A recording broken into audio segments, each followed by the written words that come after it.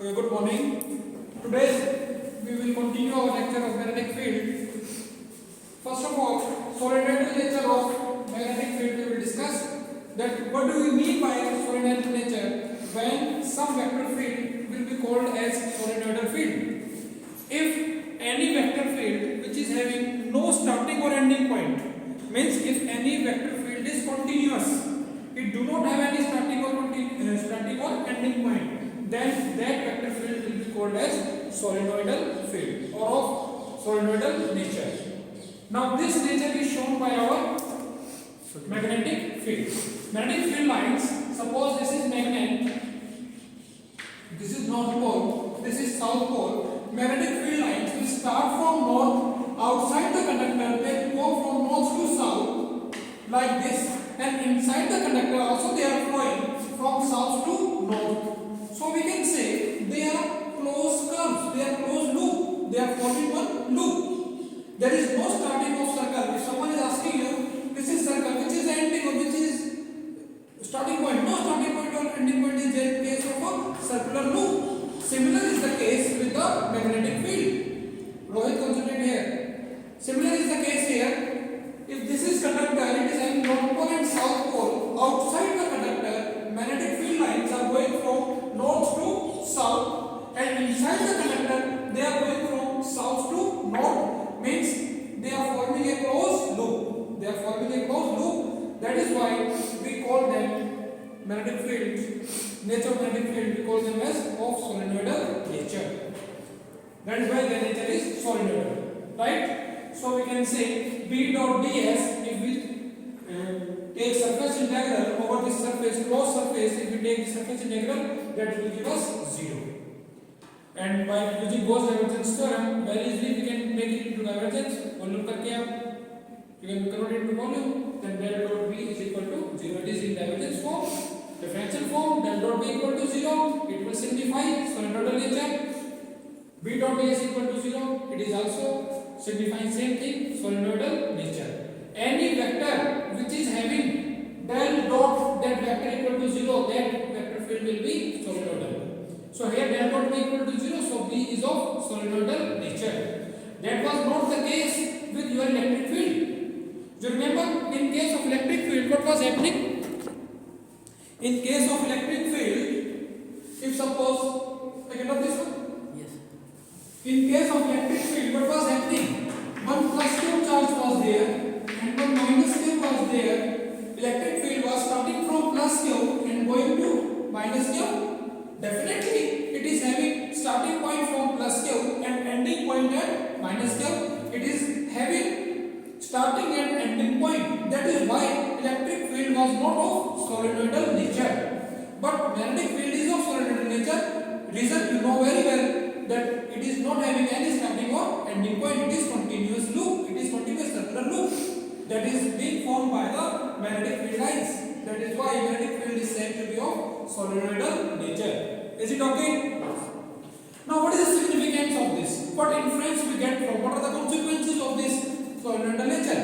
It tells us that there cannot exist monopole. Even if you cut one magnet, suppose if this is my magnet and if I cut it from middle, if this is north and this is south, like this is magnet, I cut down into two pieces, this is north, this is south, and two separate pieces I am getting.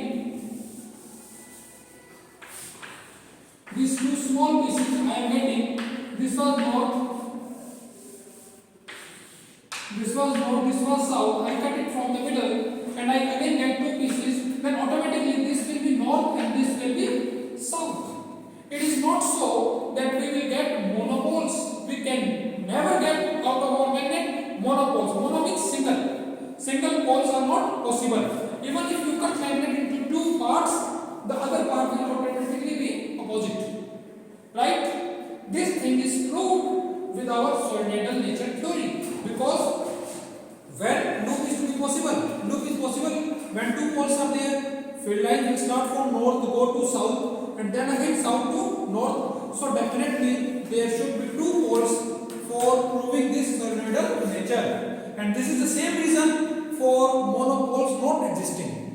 So if someone is asking you why do monopoles do not exist, answer will be monopoles do not exist because magnetic field is of solenoidal nature, because del dot B equal to 0, because circular loop integration over closed loop of B dot ds is equal to 0. These are the reasons why monopoles do not exist, and this is physical significance of this del dot B equal to 0. Am I clear? Next is important properties of magnetic field. Now we are just summarizing it. This part, we are A part of this unit 2A part, we are summarizing this now. What are the important properties we are getting? Magnetic field, number one property is simply Ampere's circuit law, that line integral of magnetic field over closed loop. Line integral of magnetic field over closed loop enclosed by that curve is equal to mu naught times current flowing, or directly proportional to current flowing through that loop. You will remove the proportionality sign and you will get the constant mu naught. Is it okay? Second property, curl of magnetic field. If someone is asking to define it, it is very easy to define. You will say curl of magnetic field is directly proportional to the current density. Directly proportional to current density. Now, how to prove this thing? Suppose this is any circular loop. We are considering this surface. This surface is having many currents, I1, I2, I3. Some are coming in, some are going out. Some are coming in, some are going out. Various currents are there for this surface. Now we are taking one small area. Area vector is always perpendicular to the area. Area vector is always perpendicular to the area. I have told you earlier also. For this surface, area vector will be this one, perpendicular. For this surface, area vector will be down. For this surface, this one area vector. For this, in this direction, area vector is always perpendicular to the area. So, if we want to calculate small current across small area, what we do? We will take J dot ds. J is a current density. We will simply take dot product of J and ds. J dot ds is equal to di, which is small current flowing through small area ds. J is current density. Uniform current density is here. J is current density. Di is small current which is flowing through small area ds. So di is equal to J dot ds. If you want to know the total current flowing through your loop, total current will be I, which will be integration of di. Integration of di is I. It is integration of J dot ds. Now, from Ampere's circuit law, for the first property, what it tells, B dot dl is equal to mu naught I. B dot dl equal to mu naught I, and value of I we can substitute from here. It is across this closed loop. B dot dl equal to mu naught. In place of I, we are writing J dot ds integration. Now, we can apply here Stokes theorem. For what purpose Stokes theorem was there? Stokes theorem was for converting line integral into surface integral. From line integral into surface integral, what you use? You use Stokes theorem. Like this, B dot dl, line integral is converted into surface integral, and instead of this B, you will write curl of B. Del cross B dot ds. Right? Which theorem was responsible for converting surface into volume integral? Surface to volume? Gauss divergence theorem. We have studied in unit 1. Gauss divergence theorem and Stokes theorem. So here we are using Stokes theorem, according to which line integral dl is converted into surface integral ds. How it is converted? Instead of B dot dl, you will write here del cross B dot ds, curl of that vector. Vector which is here, we will take curl of that with del cross B dot ds, right? Then you substitute value of B dot dl from here, del cross B dot ds will substitute here. But you will get del cross B dot ds is equal to mu naught J dot ds, and very easily you can get inference from here. You will take mu naught inside, it will be del cross B equal to mu naught J, comparing both sides of the equation. This is proof. Is it okay? Shall I repeat it? Or it's okay? Yes, sir. We can go forward? Yes, sir. Third property, divergence of magnetic field is 0, del dot B equal to 0. You know very well now. What it is giving? It is giving solenoidal nature. What is the physical significance? Monopole do not exist, or poles always exist in pairs. It can also be said. Monopole do not exist or poles always exist in pairs. North pole and south pole for any given magnet. Clear up to here? So this was all regarding part A of your unit 2. Now I am starting part B, which is of magnetic properties of some substances. Mainly three substances we will discuss: paramagnetic, diamagnetic and ferromagnetic. These are three types of substances. First, starting with these substances, what I will do, I will discuss with you some properties, and then we will some definitions we will study, and then we will move on to our three substances: diamagnetic, paramagnetic and ferromagnetic. You know very well what about diamagnetic, what about para. We will revise it, and again we will do it in a more detailed way. First property, magnetic induction. Number of wave lines crossing per unit area is called as magnetic induction or magnetic field intensity. I have discussed it previous lecture. Second, magnetic field intensity or magnetizing intensity. The name itself telling you magnetizing intensity. Now, how substance get magnetized? Actually, we can understand this with the help of domain theory. Actually, what is happening? All the atoms are aligning in different directions. When you are trying to magnetize, what you are trying to do? You want to align them in same direction. This is what domain theory is. Okay? They are placed in random orientation.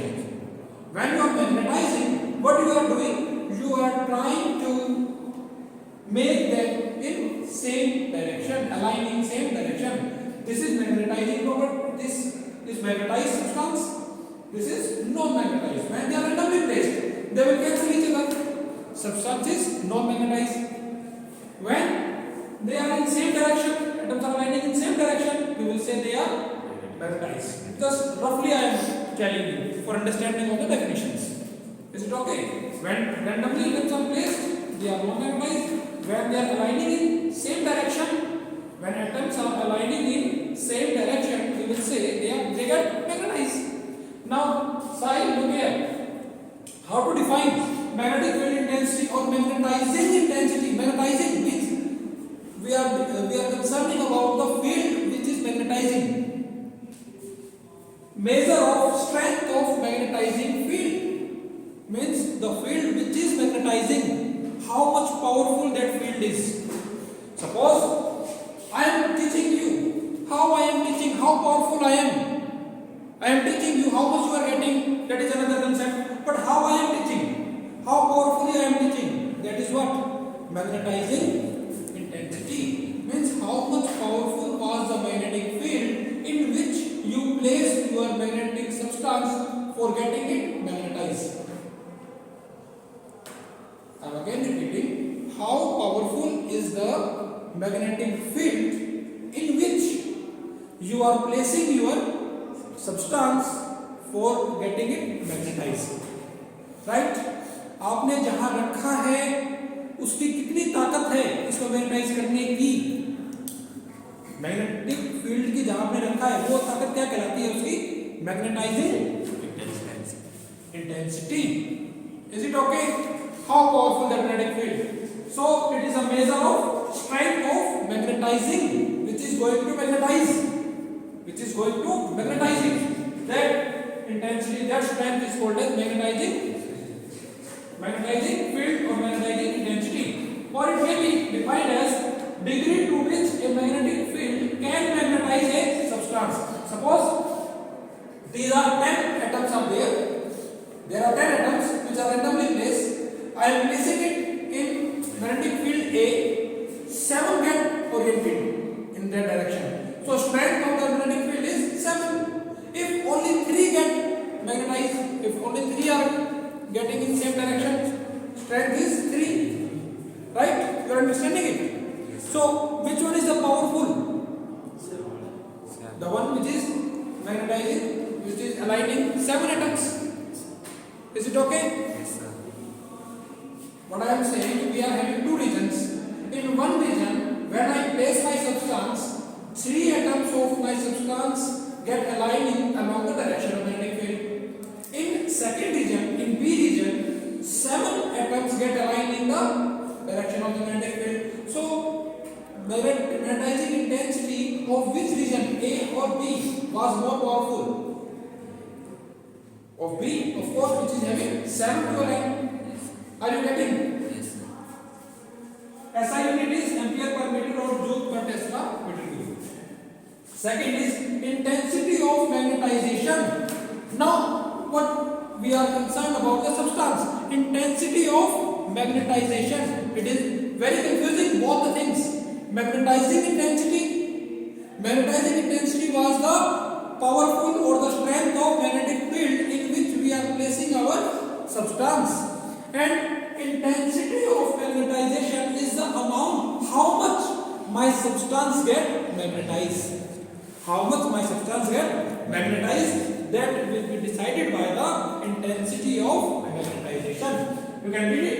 It is the extent to which, it is the extent limit up to which a substance is magnetized when placed in magnetic field. Suppose two substances are having, both are having 10 atoms, one gets 3 in the same direction, another gets 5 in the same direction. So the another substance is having more intensity of magnetization.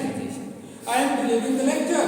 My powerfulness, my strength to deliver the lecture is magnetizing intensity. How much you are getting? How much you are getting? How much you are understanding? That is your intensity of magnetization. Someone is getting more, someone is getting less, someone is not getting at all. It is the case, right? So, how much you are getting? That is intensity of magnetization. How many atoms get aligned of the substance to which we want to get it magnetized. That is our intensity of magnetization. Are you confused or both differences is clear? Clear, sir. Now is it okay? What is the difference between magnetizing intensity and intensity of magnetization? Confusion is there, always students get confused in the two. Because only word is switching from magnetizing intensity of magnetization. Intensity, how much the substance get magnetized. And magnetizing intensity, how powerful, what is the strength of the magnetic field in which we are placing our substance. Is it okay? And how we can get the value? How we can know what is the intensity of magnetization? Means how many substances, how many magnetic dipole movement, how many dipoles north south. I have told you earlier, no single pole is there. It will be small north south will be there.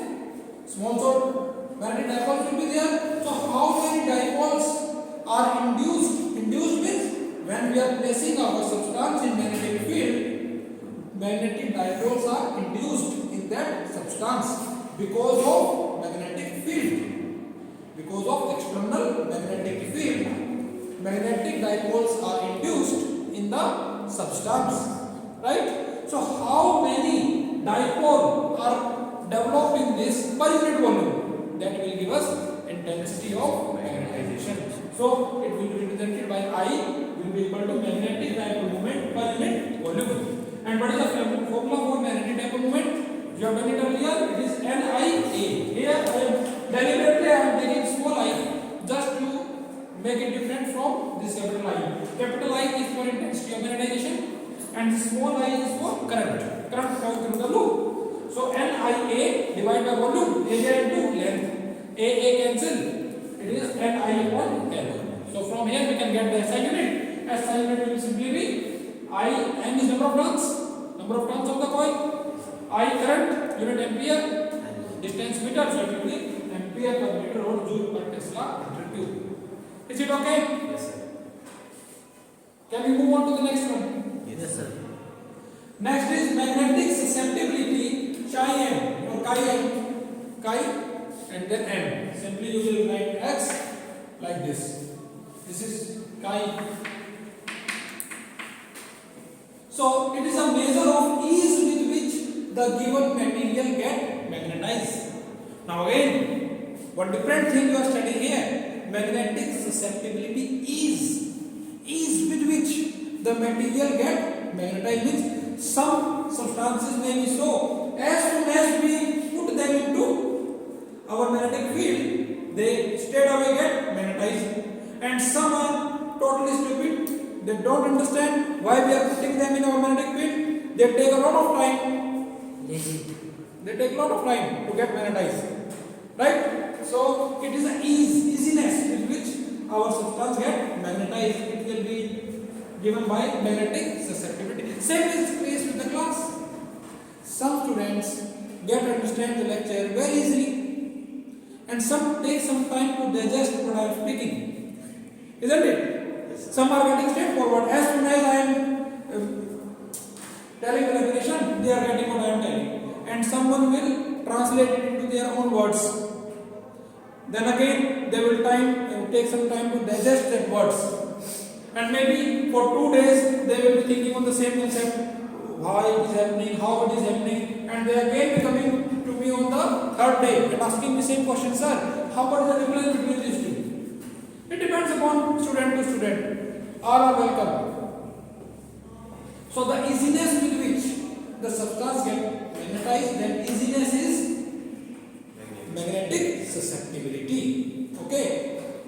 One substance, as soon as you are putting it, straight away they are magnetizing. Some substances taking some time. They are not easily magnetizing. Okay, they are resisting. They are resisting the magnetic field for them to align in a particular position. Value of this is simply, if mathematically you have to define, you can say magnetic susceptibility can also be defined as a ratio of intensity of magnetization divided by magnetic intensity. Okay? And what about SI unit? No SI unit will be there because it is dimensionless. Unit of both I and H are same, so they will cancel each other. It is no dimension is there, it is dimensionless and also unitless. It is having no unit. Okay, Sahil? Next is magnetic permeability. Now, magnetic permeability is extent up to which the magnetic field penetrates inside the given substance. We are placing the substance and the extent limit up to which the magnetic field is penetrating inside it. That limit is given by magnetic permeability. It is directly proportional to H. Directly proportional to H means B is directly proportional to H. Magnetic field, if strength of external magnetic field is more will be B. It is very simple. If more is the strength, more is the power of the magnetizing field, more substance will get magnetized. So B directly proportional to H, we will remove this proportionality and put one constant. B equal to mu H, this constant mu is called as permeability. And relative permeability is simply mu divided by mu naught, ratio of permeability in given medium, given substance divided by permeability in case of free space. SI unit is Weber per ampere per meter or Tesla meter per ampere. Last is relation between B, H and I. What I am saying, total magnetic induction is equal to when it is in vacuum, it is in free space, it is having magnetic field, value of magnetic field B naught. It is having B naught. When I am placing it in our external magnetic field, some magnetic field is induced in it. That magnetic field is Bm. So what is total magnetic field it is having now?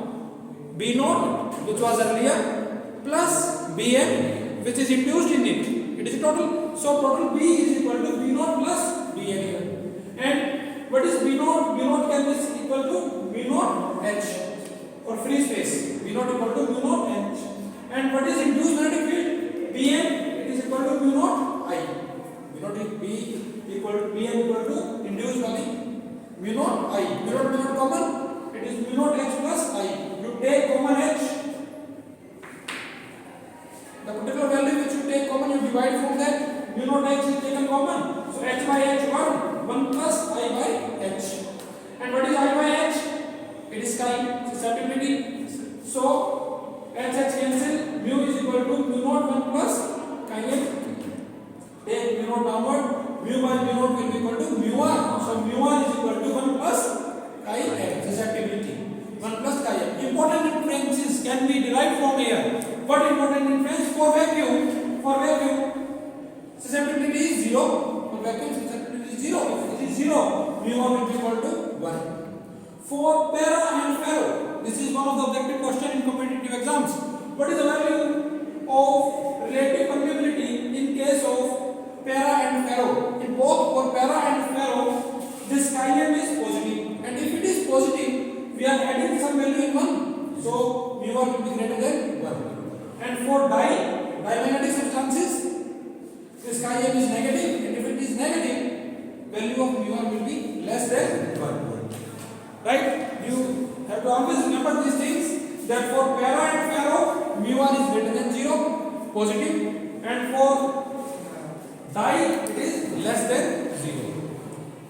Let me tell you something about dimagnetic substances. Dimagnetic substances are those which, if we place that substances in magnetic field, they get magnetized but in opposite direction. They are magnetized slightly. Dimagnetic substances are magnetized slightly in opposite direction when we place them in magnetic field. Or we can say they repel the magnetic field, slightly they repel. And what are para? They also get magnetized but in same direction, or we can say they attract magnetic field. What about ferro? Ferro is the enlarged case of para. Ferro substances get magnetized in largely, slight magnetized in same direction, para. Large magnetized in same direction, ferro.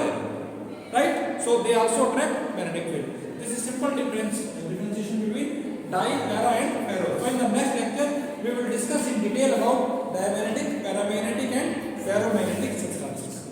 Thank you.